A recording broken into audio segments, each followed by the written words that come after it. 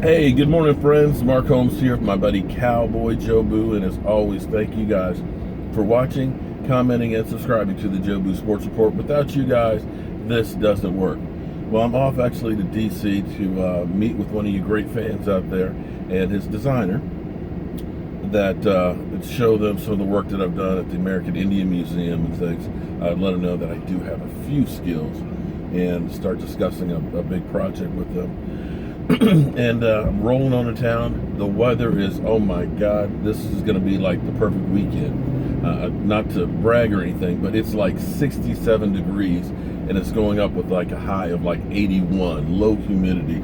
This is like the perfect weather for this weekend. And I'm hoping to get back, do some work back in the outdoor man cave and things. But here we are sitting, and we're getting close to the time where the NFL has to make their decision on Randy Gregory. It takes roughly 60 days. Now, I believe they put the paperwork in on the 16th of May, which would put, the end of next week or the beginning of the following week, the time for them to come out with the decision.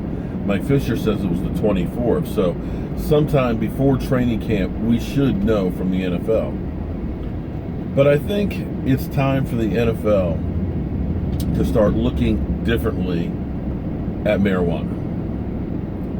In fact, the NCAA is already looking differently at weed smoking. In order to get kicked off the team at Rutgers, you gotta fail 5 tests. And they're estimating that within 5 years that they'll no longer even be testing for marijuana. The NCAA has been slowly moving further and further away from enforcing marijuana use.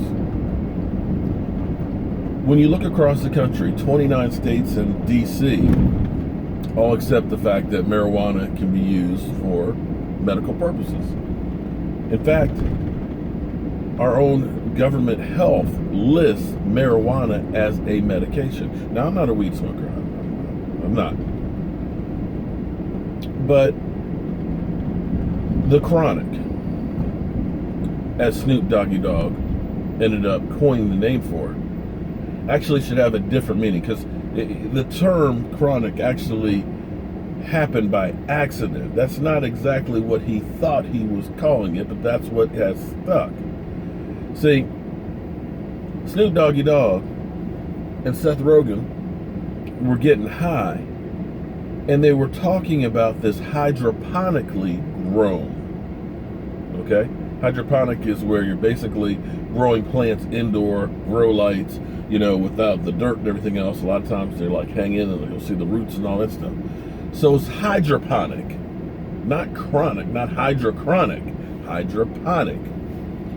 But it's interesting that they call it chronic, because one of the main benefits to smoking marijuana is for dealing with chronic pain.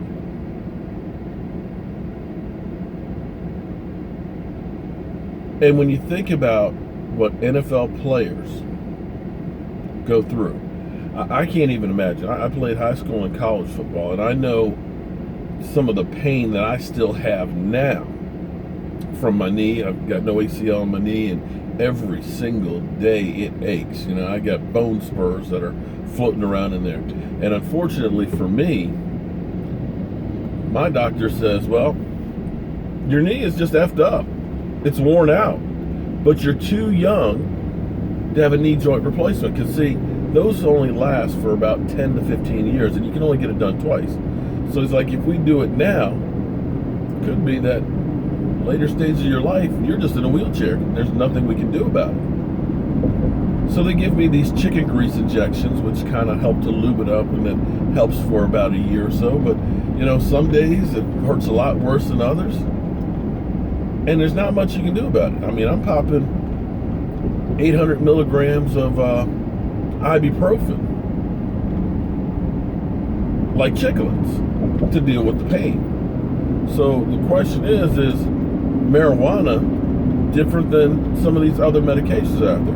We've known players that have gotten hooked on pain meds. We know about the opioid addiction and the deaths that happen because of it. There have been other players out there, Trent Williams, the Redskins, who he's been busted for marijuana use. He admits, hey, I use it to deal with the pain. So as we sit here and think about Randy Gregory, who's been suspended for a year because he keeps failing marijuana tests. Nothing violent. He hasn't tried to force any weed on anybody else. He hasn't grabbed any women in the crotch. He hasn't had any weapons charges. He hasn't had any domestic violence or sexual assaults. He hasn't been drunk driving or even driving while high. It may be time that the NFL starts to look and reevaluate marijuana use with players. And if there truly is benefits for the players to deal with the chronic pain, with the head injuries, if you really are about the players, then you would definitely put in the research to figure out if this is a benefit. Because what these guys do to stay on the field, the abuse that they take and the years that they're taking off their lives, or the quality of life after football. NFL, they deserve you to do everything that's possible to make it better for them, because without the players, there is no NFL. And that's all I have to say about that. I hope you guys have a great weekend. And just think, guys, another one bites the dust, gets us that much closer to the NFL season. I'm Mark Holmes, and I'll see you soon.